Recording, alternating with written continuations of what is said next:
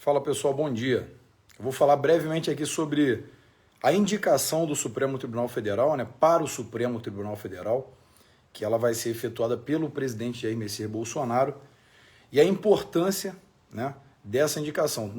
Na minha opinião, será a maior coisa que o presidente fará durante esse seu primeiro mandato. Será o maior avanço que nós teremos. E eu vou explicar o porquê. Bom, acordei, como sempre, tomo um café da manhã, assisto o noticiário antes de começar os meus trabalhos. E daqui a pouco estou indo para o meu gabinete, mas de qualquer maneira eu queria passar aqui a minha visão, o meu espectro de visão para todos vocês. Vamos lá. Esperar só o pessoal. Bom dia para quem está entrando aí. E vou tentar ser muito breve no que eu vou falar, mas porque isso está me incomodando muito. Foram pulverizados, na verdade, vamos colocar a concordância correta aqui. Foram pulverizados alguns nomes para a indicação do STF. A indicação do STF ela é feita pelo presidente da República. Esse nome, então, ele vai ser subordinado ao Senado para uma sabatinada, para que, aprovado ou não, ele seja, então, integrado à Corte ou não, correto? Os requisitos, eles estão lá no artigo 101 da Constituição, para que você tenha qualificação, digamos assim, para ser um ministro do Supremo, porque essa Constituição ela foi criada para que você colocasse qualquer um lá, literalmente. Ipsis literis, qualquer um, qualquer nome. E assim foi feito durante anos e anos, apesar de juristas, sendo advogados, promotores, a maioria desembargadores que são oriundos do 5º Constitucional, lá atrás, sempre nomeados, elevados ao cargo de desembargadores por um presidente comunista, entende? Então nós temos uma composição do STF, várias composições durante esses anos, de pessoas que são totalmente favoráveis ao marxismo, são pessoas socialistas que institucionalizaram decisões socialistas e monocráticas no Supremo. Mas essa é a minha crítica ferrenha que eu sempre faço e quem me acompanha sabe muito bem disso. O que acontece? Tem um nome, que é o Cássio Nunes, que é um dos nomes que foi pulverizado pela mídia, por alguns blogueiros de esquerda, o próprio advogado do PT, criminoso, Cacai, com várias falas aí, sempre atacando as pessoas. E eu tenho lá a minha opinião pessoal a respeito desse indivíduo aí, mas não é esse diapasão que nós vamos explorar. E se ele elogiou o nome, se a Dilma elogia, se os esquerdistas elogiam e batem palmas, pensa 1000 vezes porque é porcaria. Esse é o primeiro pressuposto que nós temos. Segundo, foram pulverizados outros nomes excelentes. O doutor Ives Gandra Filho, que é um excelente jurista, conservador. Rogério Greco, que é um jurista da nova geração de penalistas, com um ranking de conhecimento elevadíssimo no meio jurídico. Inclusive, os seus livros são estudados por vários acadêmicos do direito. Eu mesmo tenho vários livros do Rogério Greco. Código Penal Comentado, do Rogério Greco, e várias outras obras do mestre. O que acontece? Pulverizaram esse nome, do tal do Cássio Nunes. Ainda não sei quem o presidente vai nomear. Não tem como saber, porque é uma decisão dele. E ele sabe muito bem o jogo que ele está inserido, esse jogo de xadrez que já estava montado há décadas, o tabuleiro sobre a mesa, com as peças já colocadas, restou a ele chegar e começar a tentar modificar aquela jogada para não levar mais um checkmate, como qualquer outro presidente contra o sistema levaria. O que acontece é que o Cássio Nunes não é um bom nome, ponto. E algumas pessoas de base, não, vamos ver, desculpem, Cássio Nunes, e não sei o que vamos ver outro nome, tem que ser um nome conservador. É meio termo ou nada, não. Não, mas aí não vai passar na sabatinada do Senado, eu vou dar um prospecto de visão para vocês. Vamos supor que o presidente pegue o Rogério Greco, que é conservador, da mesma esteira que nós defendemos do conservadorismo, e indique para o Senado. Qualquer um que está aqui online, qual indicação ao Senado, em qualquer momento, desde que a Suprema Corte existe, será tão veiculada na mídia, tão observada pela população a nível global como essa? Me fala uma. Nem a do Barata Ribeiro, que nem jurista era médico, foi tão falada, a população nem sabia. Ué, mas um ministro do Supremo, ele não passou na sabatinada do Senado, evidentemente, e os motivos não foram a falta de conhecimento jurídico, e até ele respondeu juridicamente bem algumas questões, só que evidentemente que ele demonstrou que não votaria com as falcatruas daquele antigo Senado corrupto que nós tínhamos.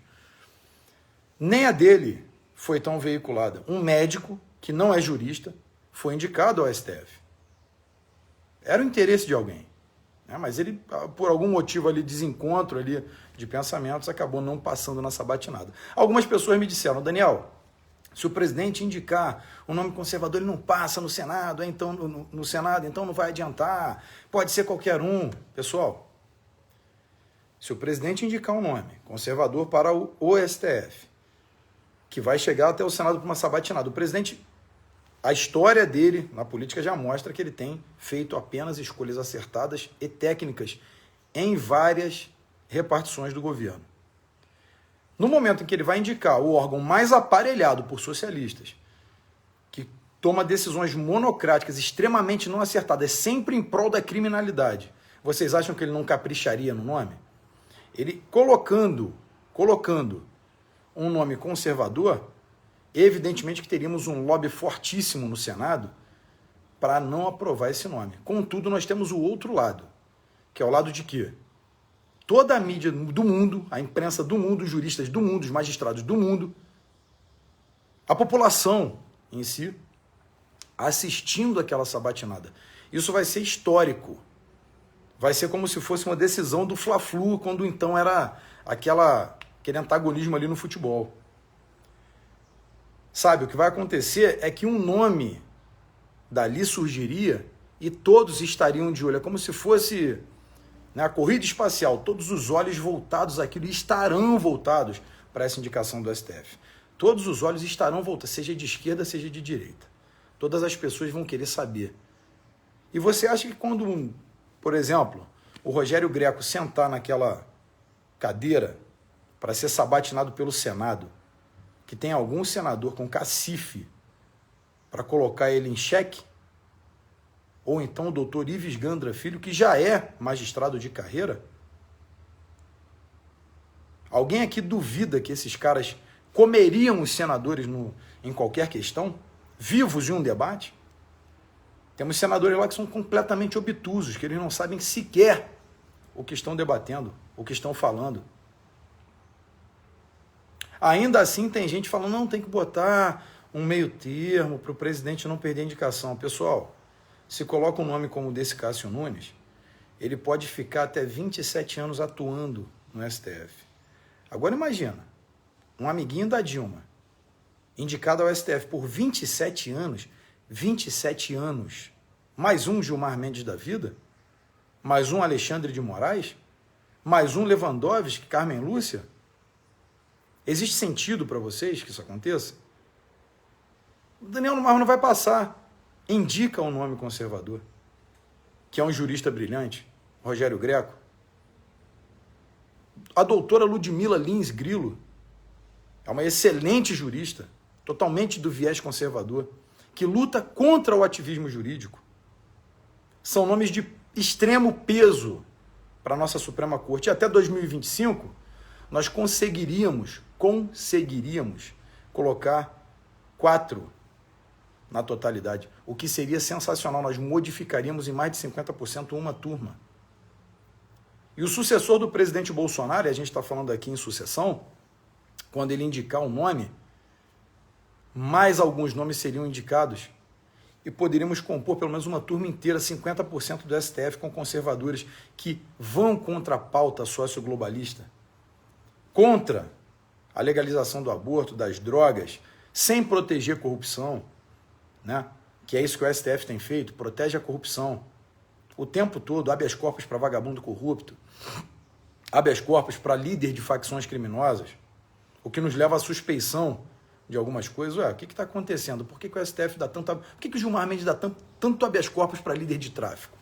Por que o STF se infla tanto de tantas ações quando ele tem que julgar ações estritamente constitucionais? Mas não, o STF passou a ser um garantidor de habeas corpus, um garantidor de não busca e apreensão na casa de corruptos, mas na casa de quem não é corrupto, sim.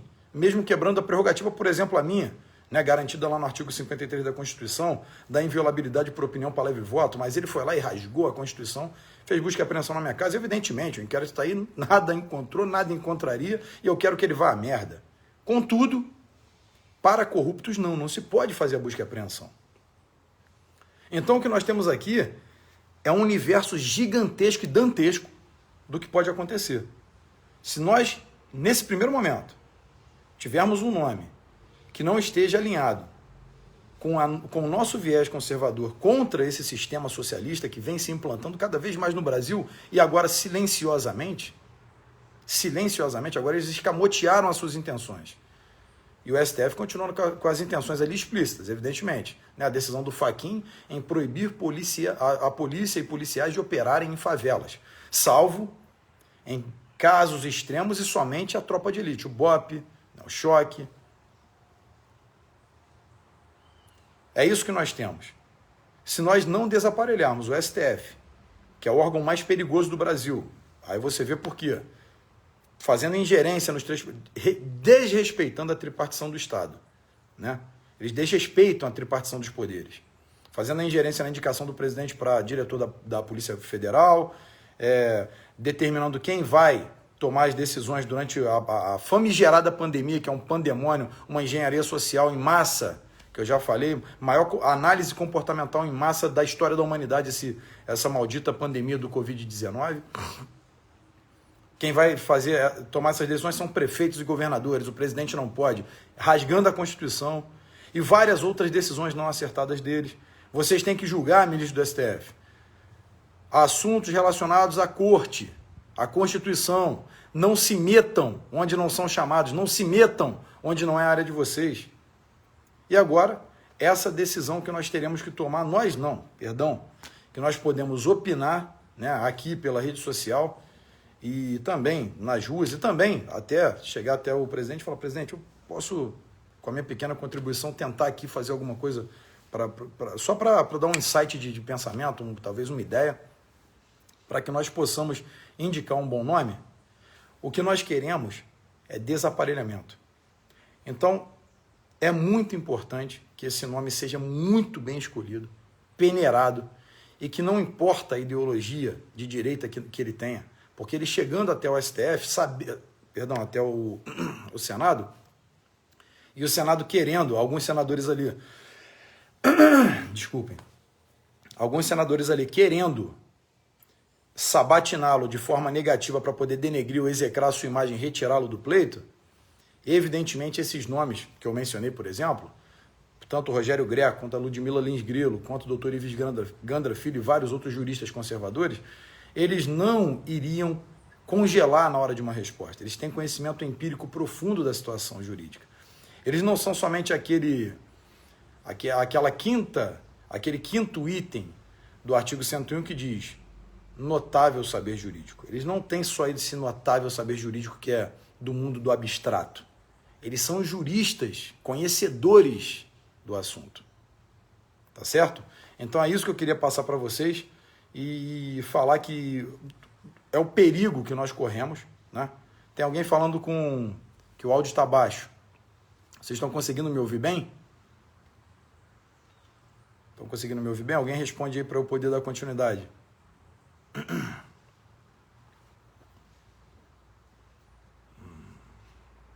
Bom, ninguém respondeu. Se tá baixo o áudio? Bom, enfim. Nós temos bons nomes e a missão agora é desaparelhar.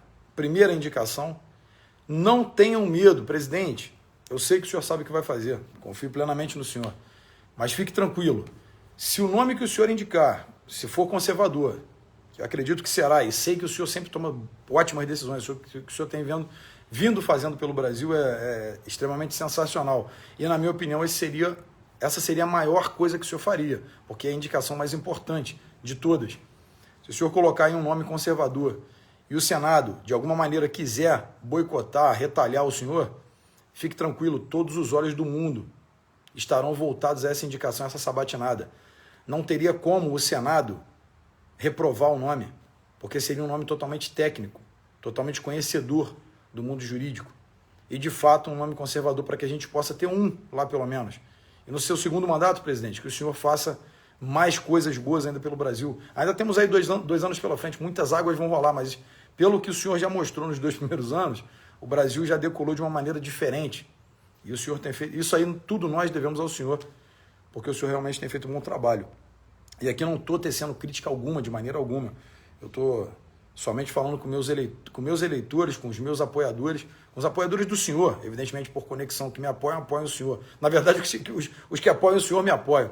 Mas para que o senhor possa ter sabedoria e seja guiado aí por Deus aí nessa escolha, que eu sei que é dificílima, e sei também que o senhor está sofrendo pressão de todos os lados quanto a isso aí, mas a gente está aqui para apoiar aí o senhor, tá bom? Quero que o senhor tenha certeza disso. E para os meus ouvintes aí, meus espectadores, a nossa missão é justamente essa, né? Esse combate ideológico incisivo que nós combatemos é o único que impede o Brasil de caminhar de fato, de vez, de subir. Nós tínhamos que ter uma nova composição no STF, nós temos que ter, né? Temos que ter mandato, mas isso aí é outra questão, mas nós temos que ter mandato por tempo certo, evidentemente, no STF, né? E tem que ser juristas de carreira, de fato, magistrados de carreira, né? E literalmente não podem ser esquerdistas. Não vem com essa porcaria de democracia, que democracia tem que ter, não tem que ter nada. A esquerda ela já mostrou que é criminosa, que é doente, que é senil, né? Que é bizarra, né? São boçais. Eles não devem ter espaço na política. A esquerda não deve ter espaço na política. Eles já mostram há anos o que nós enfrentamos. Tudo que nós estamos nesse buraco de lama, esse espiral descendente de imoralidade, é por conta do reflexo da esquerda. Ontem, eu fiz uma live aqui rápido, eu estava durante uma reunião remota com parlamentares da Colômbia, né, e alguns do Brasil, que era a Bia Kicis e Osmar Terra, na verdade, e mais alguns parlamentares, ou seja, deputados e senadores da Colômbia, falando sobre quando, na década de 2000, 2002, ali mais ou menos, o país foi assaltado, sequestrado por socialistas, o que aconteceu, né? Como que as Farc ganhou força aqui no Brasil do PT, na era PT, não foi diferente, né? MST, CUT, né? Sindicatos militantes ganhando força, cada vez mais força, inclusive tentando se armar para se tornar um exército paramilitar que nasce de um quarto poder, um poder da lama. Junto, né, por exemplo, o PT tem conexão direta com o Hezbollah, com o PCC, com o Comando Vermelho, né, com as Farc, negociações diretas, né, o maior crime, uma organização criminosa. Mas já até saiu um pouquinho aqui do diapasão que a gente estava explorando. Enfim, o que nós queremos fazer é esse desaparelhamento institucional que tem sido aplicado aqui no Brasil há muitos anos, muitas décadas, e é uma guerra que a gente precisa vencer.